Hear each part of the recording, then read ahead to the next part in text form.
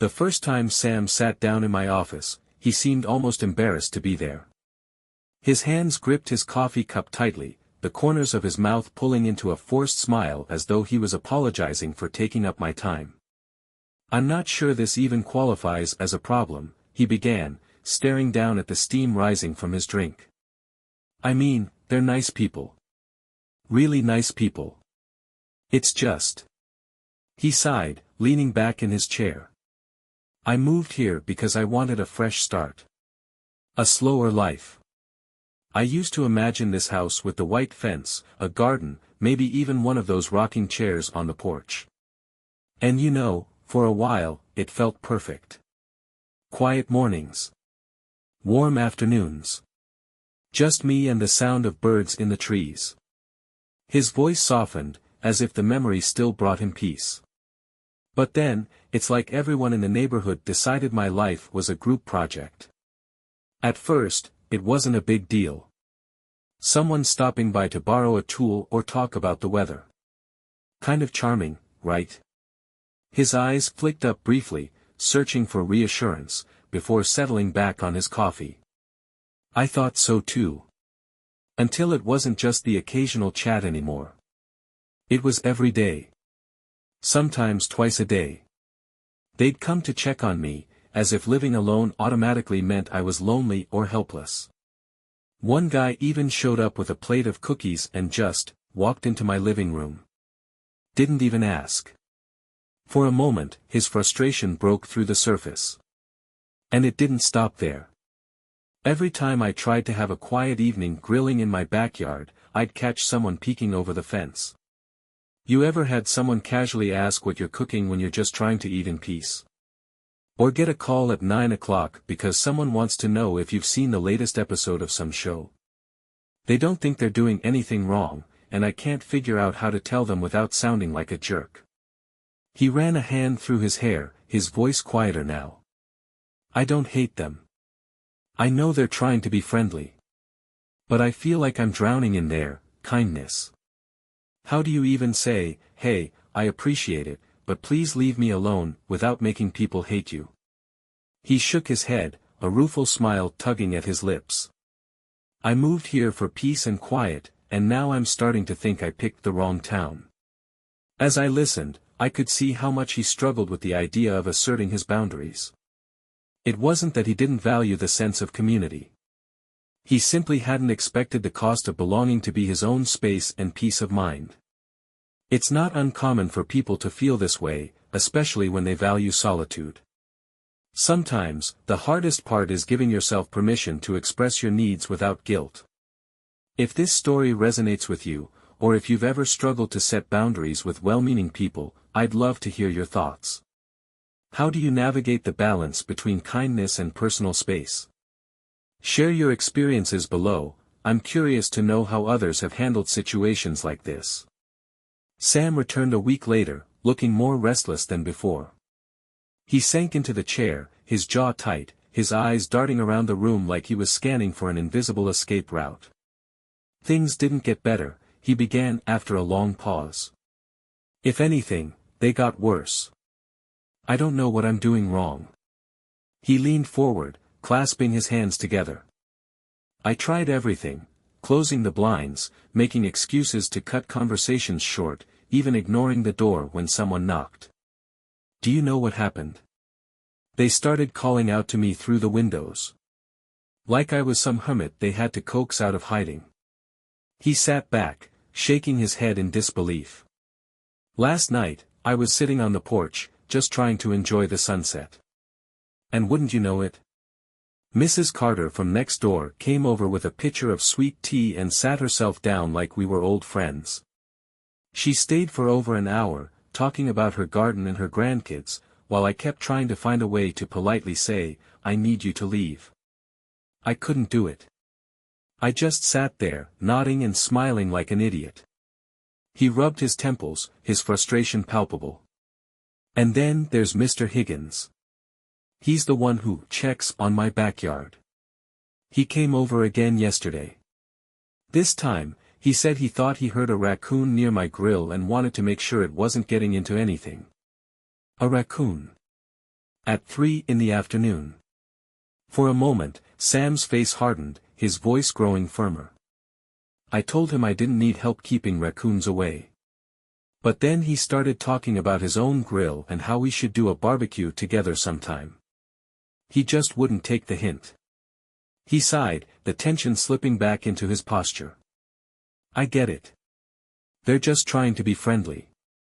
But it's like they don't see me as a person with my own life and space. It's like I'm some project, or worse, an entertainment option. I watched him carefully, knowing how much effort it took for him to express this without guilt. I'm not a bad neighbor, he continued. I wave when I see them. I've even helped out a few times, like mowing for Mrs. Carter when her son couldn't make it. But it feels like every act of kindness I show just invites more attention. I want to be neighborly without losing myself in the process. Is that too much to ask? Sam's question lingered in the air, raw and honest. It's a delicate balance, isn't it? Being part of a community while still protecting your personal space. If you've ever felt torn between being kind and preserving your boundaries, you're not alone. How do you manage those moments when kindness turns into overreach? Drop your thoughts in the comments, I'd love to hear your perspective. When Sam returned the following week, his demeanor had shifted. He still carried the weight of frustration, but there was something else in his expression, a flicker of determination beneath the weariness. I think I'm ready to do something about this, he said, settling into the chair. It's gotten to the point where I can't even relax in my own home without feeling like someone's watching. Yesterday, I caught Mr. Higgins staring over the fence while I was watering the garden. I didn't even look up at first. But then I felt it, that sensation of being watched. When I turned around, there he was, holding a rake like he just happened to be standing there by accident. Sam let out a sharp breath, almost a laugh, though it carried more disbelief than humor. I didn't say anything. I just went inside, closed the curtains, and tried to forget about it. But the thing is, I can't keep living like this, dodging people, hiding behind blinds. It's exhausting. His fingers drummed against the arm of the chair. I was thinking about what you said last time. How boundaries aren't something people just guess, they have to be set. And maybe that's my problem. I've been so scared of upsetting anyone that I've left them guessing, and they've guessed wrong every time. Sam paused, his eyes scanning the room like he was searching for the right words. I came up with an idea. I'm going to invite them all over. The whole neighborhood. I know it sounds crazy, but hear me out. If I bring everyone together at once, I can explain everything without singling anyone out. I can thank them for being so welcoming and at the same time, let them know that I need a little space. He leaned forward, his expression earnest now. I was thinking I'd make it light-hearted. Maybe joke about how I'm not used to so much friendliness, or how I'm one of those people who recharges with alone time. If I can make them laugh, maybe they'll actually hear me. What do you think? His gaze met mine, a mix of hope and trepidation written across his face. It was a bold plan, and one that showed how much Sam valued both his peace and his new community. Sometimes, the bravest thing you can do is confront discomfort head-on, especially when it's for the sake of preserving your well-being. Have you ever had to set boundaries with someone who didn't mean any harm but overstepped anyway? If so, how did you handle it? I'd love to hear your story, it might even inspire someone else who's struggling with the same thing. Share your thoughts below. Sam sat down, a faint smile tugging at the corners of his mouth. I did it, he said, shaking his head as though he couldn't quite believe it himself. I actually went through with it. He leaned back, clasping his hands in his lap, and let out a slow breath. I invited the whole neighborhood. Every single one of them. I think they were shocked, probably thought I'd finally come around and embrace my way of life. But really, it was the only way I could think of to get everyone in one place and say what I needed to say. He chuckled softly, his expression softening. I set up tables in the backyard, got some snacks, even lit up the grill. Mrs. Carter brought her famous pecan pie. Mr. Higgins showed up early with a folding chair, saying he didn't want to miss the fun. Everyone was laughing, talking, just being themselves. It was nice, you know. I actually had a good time for the first hour or so. But then, his smile faded slightly, and he glanced at his hands. Then it hit me, how do I start this conversation without making it awkward? I didn't want to kill the mood or make anyone feel bad. But I also couldn't keep putting it off. He took a deep breath, as if reliving the moment. So, I waited until everyone was eating. I tapped my glass, yeah, cliché, I know, and told them I had something to say. You could have heard a pin drop. I think they thought I was going to announce I was moving or something. A nervous laugh escaped him. I told them how much I appreciated their kindness, how moving to a new place wasn't easy, and how they'd made me feel welcome in a way I'd never experienced before. That part wasn't hard because it was true. But then, I made a joke about how they'd welcomed me so much that sometimes I felt like I had a dozen roommates. They laughed, thank God. And that gave me the opening I needed. He leaned forward, his voice softening. I told them that I'm the kind of person who values alone time. That it's not about them or anything they've done wrong, it's just who I am. I said I love being part of the community, but I also need moments where it's just me, in my space, recharging. And I thanked them for understanding, even before they'd said anything. His gaze lifted, and for the first time, there was no hesitation in his eyes. They got it. I mean, really got it.